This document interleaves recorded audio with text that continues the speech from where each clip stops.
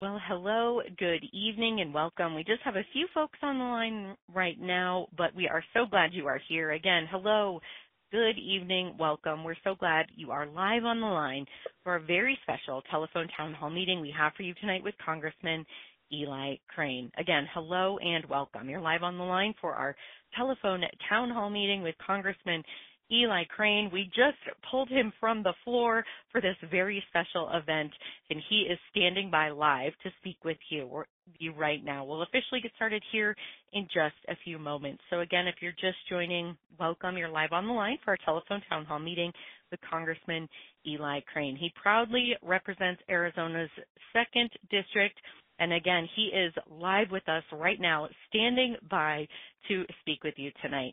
He does these calls as a way to reach out to you and open up the conversation, and is here to talk with you tonight about what's going on across the United States, as well as right here in Arizona's 2nd Congressional District. So with that being said, if you do have a question, comment, concern, and you'd like to bring it live to your Congressman Crane tonight, just press 0 on the keypad on your phone. Again, to get in line with your own question and speak live with your congressman tonight, just press 0 on the keypad on your phone.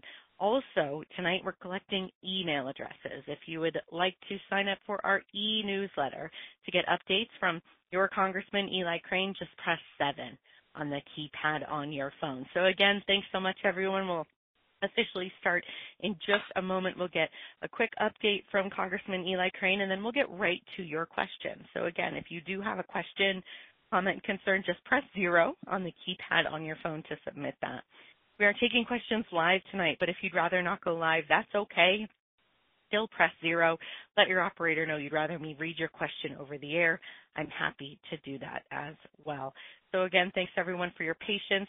We're dialing out to tens of thousands of neighbors right now, so bear with me just one more time as I go through this introduction. Thanks everyone so much for your patience, and hello and welcome. If you are joining us right now, you're live on the line for a very special telephone town hall meeting we have with your Congressman Eli Crane. He represents Arizona's 2nd District, and he is standing by right now to speak with you live over the air and answer your questions. We pulled him from the floor. There is a chance they might yank him back, so we're just trying to get this call out as quickly as we can and get to your questions. Again, you can submit them by pressing 0 on the keypad on your phone. He is here to speak with you about what's going on across the United States, as well as what's going on right here at home in Arizona's 2nd Congressional District. With that being said, if you want to sign up for email updates that speaks to those two important items, just press 7 on the keypad on your phone. Again, that's for just occasional email updates from the office of Congressman Eli Crane. So last time here, I will welcome everyone before we officially get started. Again, we're going to start us off with your Congressman Eli Crane. We'll say a few words, and then we'll get right to your questions. So if you do have questions, comments, concerns, please don't hesitate to press 0 to submit those. And I am taking them live, but if you'd rather not go live, that's okay. Still press 0, submit your question. I'd be happy to read it over the air. Just let your operator know you'd prefer that, whatever is more comfortable for you. And also, we want to collect your email address so we can send you email updates about what's going on across the U.S., here in Arizona, important issues we'll be discussing tonight, as well as other important issues going forward. We just want to make sure you're not missing out on anything. So again, that's 0 to submit your question, 7 to sign up for our e-newsletter. And with that, let's get right to it. I want to officially start us off this evening with the man of the hour. We have Congressman Eli Crane. I'm so glad that you're here with us tonight. I'll turn it to you. Hey, thank you so much, and good evening. Thank you to everyone for taking time out of your busy schedules to join my telephone town hall tonight. For those of you who don't know me, I'm a native Arizonan. I'm a former Navy SEAL and founder of a small business that manufactured our products right here in the USA. Currently, I'm serving in my 2nd term in Congress, and it is truly an honor and a privilege to represent you in Washington, and I really mean that. As many of you know, I never envisioned myself entering the political arena. However, I'm a firm believer that evil triumphs when good men and women do nothing. I'm grateful for the trust you have bestowed in me, and I will continue to use my voice, my vote, and platform to fight for common sense. While we've all witnessed the downward trajectory of America, I'm optimistic with what I'm seeing under this new administration, and I know many of you are as well. So far, President Trump and his team decreased illegal border crossings by 95%, extradited dozens of vicious cartel bosses, and deported thousands of violent criminals. While the establishment and mainstream media claimed a bipartisan border deal was the only solution to the border crisis last Congress, President Trump secured our border with no comprehensive immigration reform. In summary, we didn't need new legislation, we just needed a new president. Regarding the economy, we all dealt with years of rampant inflation affecting everything from gas to groceries. The Biden administration's war on energy, out-of-control spending, and stifling regulations emptied our pockets. We are already making tremendous progress under President Trump's leadership. In just a few months, inflation is plummeting. Trillions are being invested in our nation's manufacturing base, and we are finally seeing lasting cuts to the federal bureaucracy. Shifting to foreign policy, President Trump and his team are putting out the fire started under the last administration. Instead of wars breaking out, the president continues to pursue peace through strength. Russia and Ukraine are on a path to negotiating an end to the war, and our military is returning to their focus of lethality. On the home front, I'm proud to report significant progress on several pieces of legislation I've introduced and supported. Just recently, the House passed my bill which would enable Gila County to operate a veterans center in Young, Arizona. This would be the first of its kind in the region, and I believe this legislation has a strong chance at becoming law. This land transfer does not cost any federal tax dollars and would provide resources and support to family that are rural veterans and all of their families. Additionally, the House passed my bill, the Subterranean Border Defense Act, to strengthen congressional oversight of cross-border illicit tunnels. Cartels use this infrastructure to traffic narcotics, humans, and even weapons, and we've seen an 80% increase in tunnel activity since 2008. With President Trump securing the border between the ports of entry, we must make sure we have adequate oversight of this evolving threat underground. I look forward to the Senate taking up this legislation. Given the dry conditions we have had this winter, my team and I are also proactively approaching wildfire mitigation. Last Congress, I supported the Bipartisan Fire Grants and Safety Act, which provided funding to support our heroes on the ground. I also supported the Fix Our Forests Act, which would modernize our approach to improving forest health. Alongside my Democrat colleague, Rep. Mike Levin of California, I reintroduced the Hire Veterans Act to streamline the hiring process for qualified veterans at vacant positions at federal agencies focused on forest management. Apart from these efforts, I'm working with Navajo Nation to override Biden's ban on oil and gas leasing around Chaco Canyon, sponsoring a federal land transfer to expand Alpine and Pinedale Cemetery, prioritizing the removal of veterans from FBI's National Instant Criminal Background Check, attempting to end the era of unrestrained chain migration, and partnering with the Arizona delegation to enact a historic water settlement for our tribal communities. We will keep fighting for these measures as they make their way through the lengthy legislative process. This week in Washington, we made substantial progress towards restoring American energy dominance, ending judicial overreach, and strengthening election integrity. Yesterday, President Trump signed an executive order to unleash the once prosperous coal industry. During the president's speech, he stated that he will prevent the Cholla power plant from closing, which is a massive win for the people of Navajo County. For years, radical environmentalists tried to destroy the reliable source of energy, but those days are officially over. Today, the House passed the No Rogue Rulings Act to counter the abuse of nationwide injunctions used to block President Trump's agenda. In January, I was the first member of Congress to call for the impeachment of one of these activist judges, and this week we finally saw Congress take a stand against this judicial insurrection. Tomorrow we are expecting a vote on the SAVE Act, which requires proof of citizenship to vote in our elections. This should be an easy bipartisan yes vote, but if history tells us anything, nearly everything House Democrats will vote against this common sense reform. Fortunately, we should have the numbers to get this across the finish line despite senseless opposition. Thank you again for joining me tonight. I'm grateful that so many of you took the time out of your busy schedules to attend this Tele-Town Hall. If we want to improve the way Washington works, we need Americans to constantly engage in the political process. I look forward to hearing your questions, concerns, and your opinions. Excellent. Thank you so much, Congressman Eli Crane, your congressman right here in Arizona's 2nd District. We've got our questions to start us off with. We've got, we've got Dan first in Maricopa, and then we'll go to Mary in Pine Top. But a reminder, press 0 to submit your own question.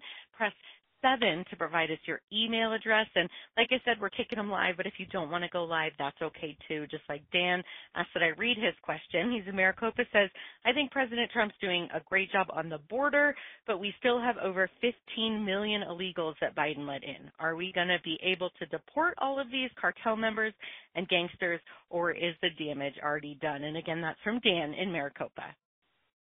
Hey, Dan, thank you so much for the question. So my answer to that is I know President Trump is, devoted. He's committed to the American people, that he's going to continue to, with these deportations. Obviously, he wants to start with criminals, and then I know he wants to keep going from there. They've already deported a bunch of folks. He's been tied up right now with the court system, as many of you guys are aware of, and I do believe he will continue these deportation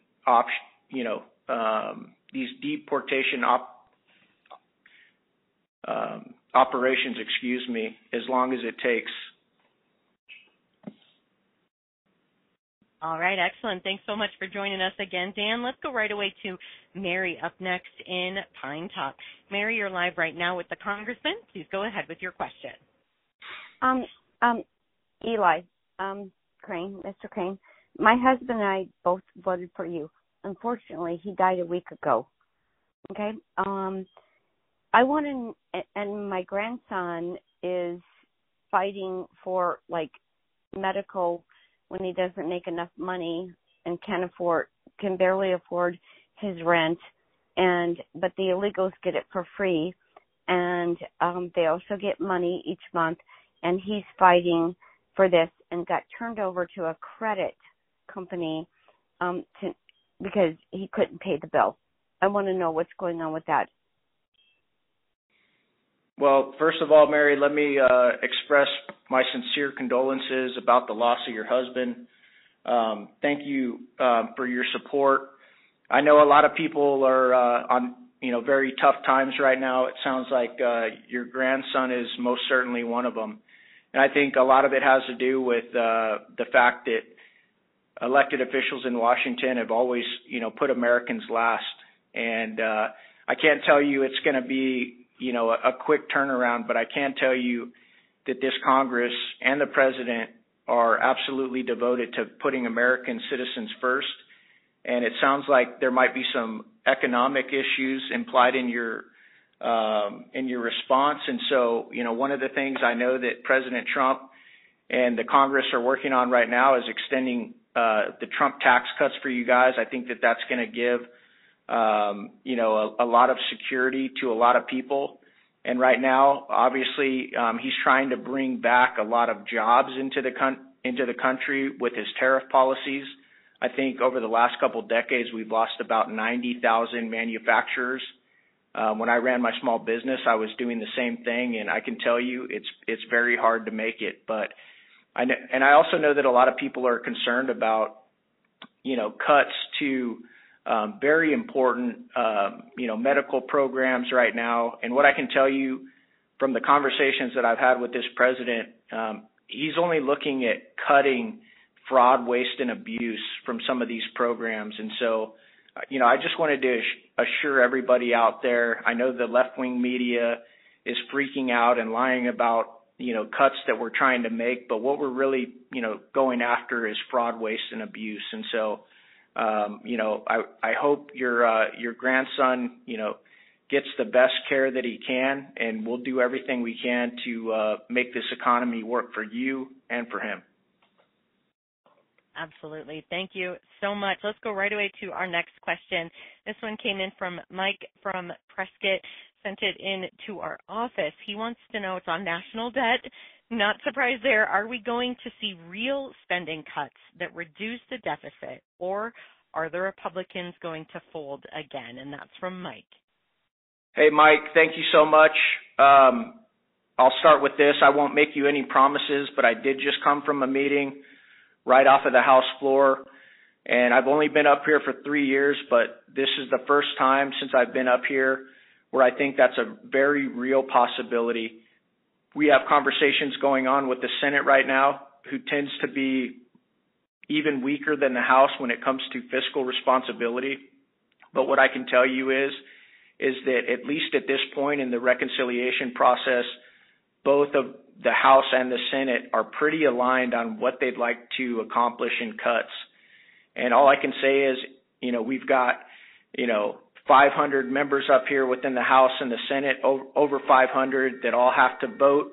So I can't promise you or tell you how that's going to shake out, but this is the first time I've ever seen leadership in the House and the Senate, talking about cuts and serious cuts to the tune of which we haven't seen since, I think, 1997. And so I do believe we have more hope than we've ever had before. Thank you for that, Mike. Appreciate it. Absolutely. We're going to go to Deborah next from Flagstaff, but I have a quick comment I want to let everyone know. Today we are collecting your email addresses if you want to sign up for our e-newsletter, again, from the office from Congressman Eli Crane. We'll just keep you up to date on what's going on here locally as well as across the U.S. So press 7. We had a bit of a queue, but we've cleared it out. Right now is a great time to do that. You can also provide us your mobile number if you want to opt in for our text updates as well. But again, that is pressing 7. All right, Deborah now in Flagstaff asked that I read her question, and she says, why are you giving Elon Musk a free pass while he shuts down the Department of Education, USAID, and other essential agencies? She says nobody elected him. Well, thank you so much for the question, Deborah. Currently, I want to remind people we're $36 trillion in debt. We have an annual deficit of $2 trillion. This trajectory is completely unsustainable, and we cannot continue spending money that we don't have. I know that President Trump promised the American people on the campaign trail that he would task Elon Musk and Doge to target waste, fraud, and abuse within the federal government, and that's exactly what he's doing. I also want to remind people that Elon Musk and Doge don't have the authority to cut anything. All they're able to do is shine a light on it, expose it, and give it to the department heads, the secretaries of agencies, and then they're the ones that have to make the cuts. This also isn't a new concept. In the past, President Obama, President Clinton, and others promised to cut fraud, waste, and abuse from the government. I think we're only seeing outrage because President Trump is the one taking action here. Regarding your question about USAID, I want to bring this up because in the last Congress, I actually introduced legislation to cut its funding by 50% because most of the money wasn't actually going to those who need it. This agency sent millions of dollars to Eco Health Alliance, which was involved in research at the Wuhan lab, which is where COVID came from, even though we were lied to about that for many years. It also funded irrigation for heroin crops in Afghanistan. I don't think most of you would support that.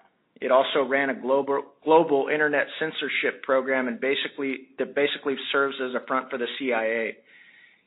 Even if they spent their resources on humanitarian work, again, we're $36 trillion in debt and have no way, too many problems at home that we need to prioritize.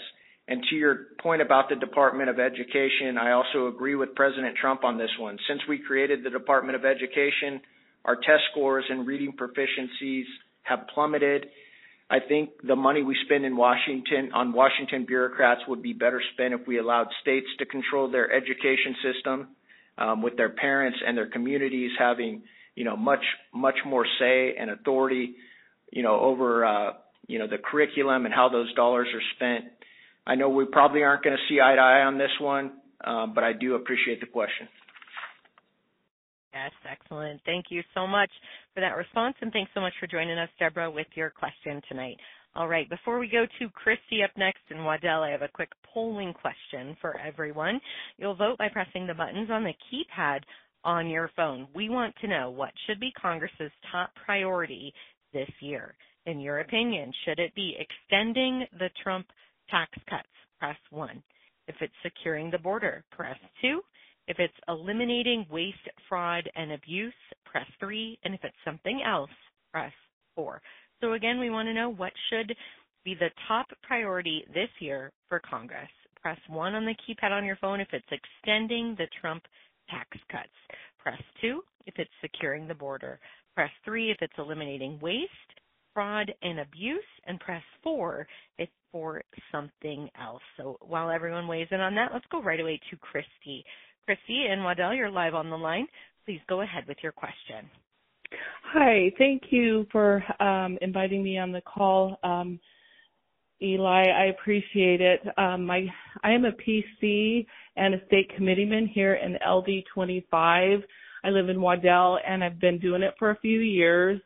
My big question is when is the leadership here in Arizona going to get together and really make plans to hammer out and handle our elections here? We know that the elections were stolen from Trump in 2020, and it's going to happen again if we do not square this away. And I'm rooting for returning the elections to the people in a hand count.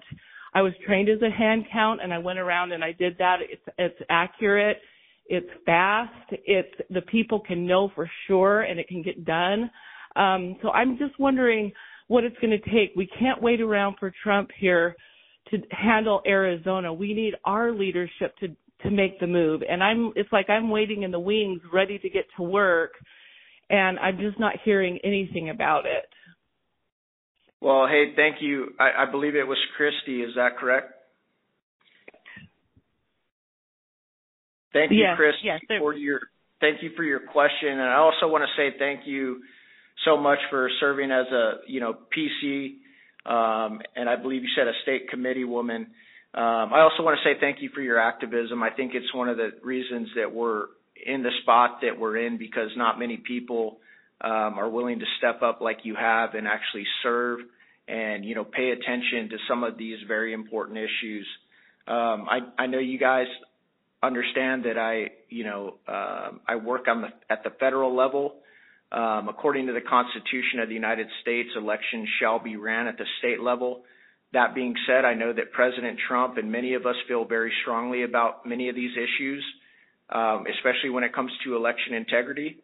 And he did just sign an executive order a couple weeks ago, and many of us in the House are already working on legislation that would codify the president's executive order. So, beyond that, it's really going to come down to your elected officials at the state level, and I know that that's difficult right now when we don't have a Republican governor. But I also want to say, Chrissy, that we are voting on the SAVE Act tomorrow, and that's a very important piece of legislation that would prevent illegals from voting in our elections. So, we're trying to do what we can here at the federal level, but again, a lot of that is going to come down to state representatives.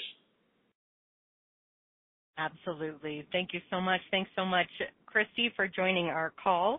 Next up, I'm going to go to a question from Nancy in Sholo. Great question about fire season. I know you mentioned this during the beginning of the call, but it's very important, dear to my heart here. So Nancy, she says, what are you doing in Congress to make sure that we're prepared for this fire season?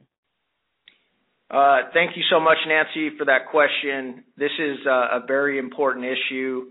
I appreciate you bringing it up. It's one of the biggest issues I hear, when I go around Arizona and talk to constituents. We've moved several bills through the Congress that deal with forest management and fire safety. Recently, we passed the bipartisan Fix Our Forest Acts, which modernizes our approach to forest management. The bill focuses on forests with high risk of wildfires. It also cuts red tape and keeps environmental measures in place. We also voted and I supported the Fire Grants and Safety Act, which was signed into law last year, which helps firefighters by approving funding for equipment, training, and other needs.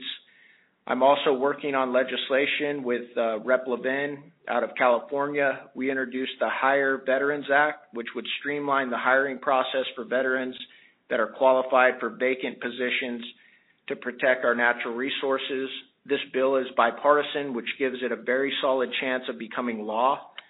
Besides legislation, we're constantly monitoring the situation on the ground and do the best that we can with updates. Many of you guys can track those on our social media.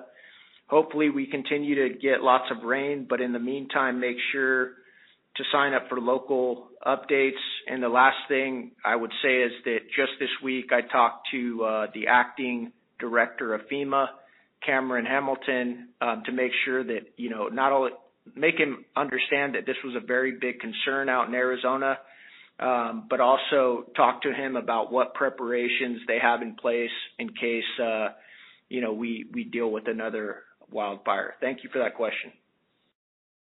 Excellent. Thank you so much. And yes, Nancy, thanks so much. Thanks for speaking to that, Congressman.